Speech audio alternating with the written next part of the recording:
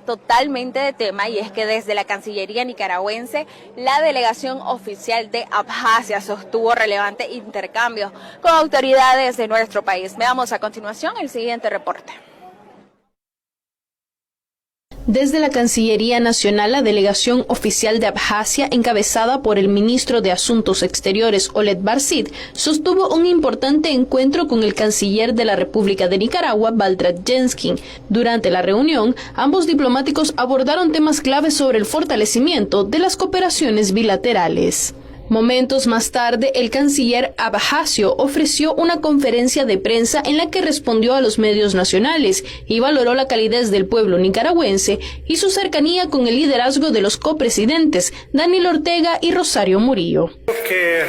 Hemos desarrollado estrechos nuestros alianza, pues tenemos 11 acuerdos y también hoy queremos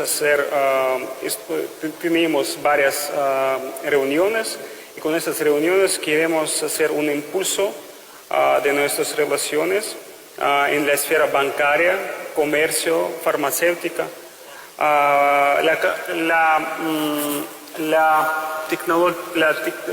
Las tecnologías modernas conectan continentes. Los resultados de nuestra visita vamos a ver pronto y no están como importantes si nosotros estamos lejos. Pues más importante ahorita que poco a poco enforzamos nuestras relaciones, y con tecnologías modernas creo que podemos decir que estamos muy cerca.